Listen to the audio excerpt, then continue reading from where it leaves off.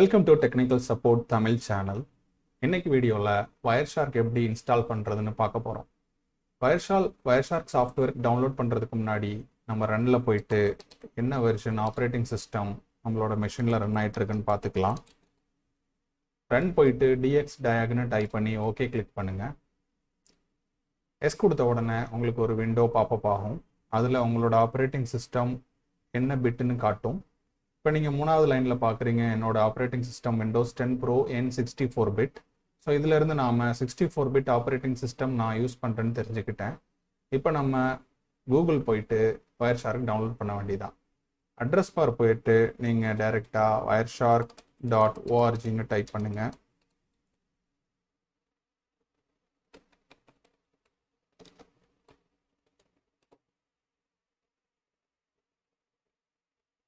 So Wireshark side போயிட்டு நீங்கள் டவுன்லோடுங்கிற பட்டனை கிளிக் பண்ணுங்கள். ஹோம் பேஜ்லேயே டவுன்லோட் ஆப்ஷன் இருக்கும்.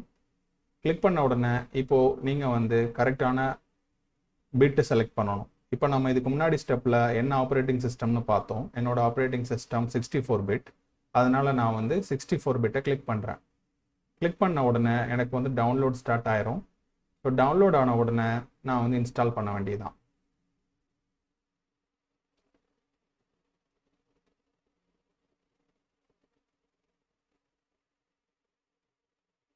ஸோ இப்போ நான் இந்த சாஃப்ட்வேரை இன்ஸ்டால் பண்ண போகிறேன். Wireshark டவுன்லோட் ஆயிடுச்சு. ரைட் கிளிக் பண்ணிவிட்டு ரன் அஸ் அட்மினிஸ்ட்ரேட்டர் கொடுத்து இன்ஸ்டால் பண்ணுறேன். இப்போ இந்த ஃபாலோவிங் பாப்பப்பில் ப்ரிவிலேஜ் கேட்கும், எஸ் கொடுத்துருங்க.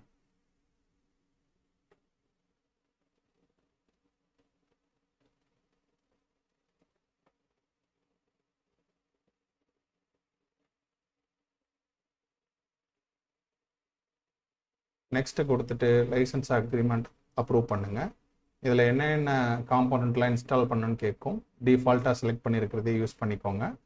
இப்போ இதில் ஷார்ட்கட்ஸ் வேணும்னா க்ரியேட் பண்ணிக்கலாம், இல்லைன்னா நீங்கள் அன்செக் பண்ணிக்கலாம். இப்போ எந்த ஃபோல்டரில் இந்த ட்ரைவ் இன்ஸ்டால் பண்ணணும்னு கேட்குது. நான் சி ப்ரோக்ராம் ஃபைல்ஸ் Wireshark டிஃபால்ட்டாக உள்ளதுலேயே இன்ஸ்டால் பண்ணுறேன். இப்போ இன்ஸ்டால் என்பிகேப் உங்களுக்கு வேணுமா அப்படின்றது கேட்குது. ஸோ நான் என்பிகேப்பும் சேர்த்து தான் இன்ஸ்டால் பண்ணுறேன். பிகேப் இன்ஸ்டால் பண்ணலைன்னா உங்களுக்கு நெட்வொர்க் இன்டர்ஃபேஸில் கேப்சர் நடக்காது. சில நேரம் இதை அன்செக் பண்ணிவிட்டு இன்ஸ்டால் பண்ணிடுவாங்க. அப்படின்னா உங்களுக்கு பேக்கெட் கேப்சர் ஒழுங்காக நடக்காது. இப்போ யூஎஸ்பி பிகேப் எனக்கு தேவையில்லை. நான் யூஎஸ்பியில் எதுவும் கேப்சர் ரன் பண்ண போகிறதில்ல. இன்ஸ்டால் கொடுத்துருங்க.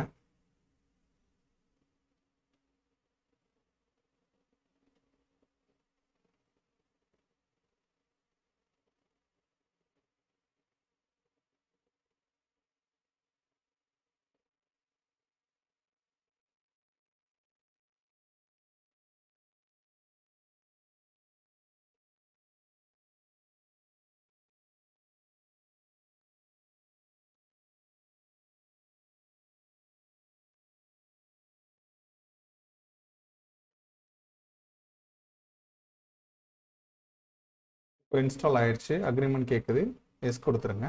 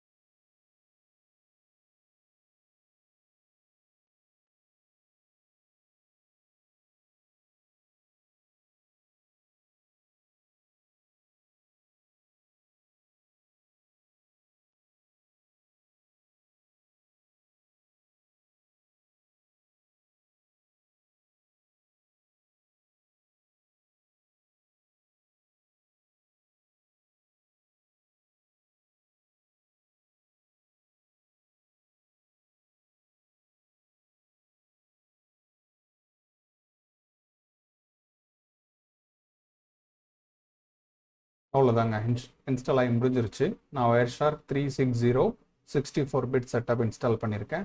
ஃபினிஷ் கொடுத்துருங்க. இப்போ நீங்கள் ஸ்டார்ட் போனீங்கன்னா உங்களுக்கு வந்து Wiresharkன்னு டைப் பண்ணிங்கன்னா அப்ளிகேஷன் வந்து விசிபிளாக இருக்கும். இதை நீங்கள் டபுள் கிளிக் பண்ணிவிட்டு நீங்கள் ஓப்பன் பண்ணிக்கலாம். ஸோ ஓப்பன் பண்ண உடனே நீங்கள் வந்து எந்த இன்டர்ஃபேஸில் வந்து பாக்கெட் கேப்சர் ரன் பண்ண போகிறீங்கன்னு கேட்கும்.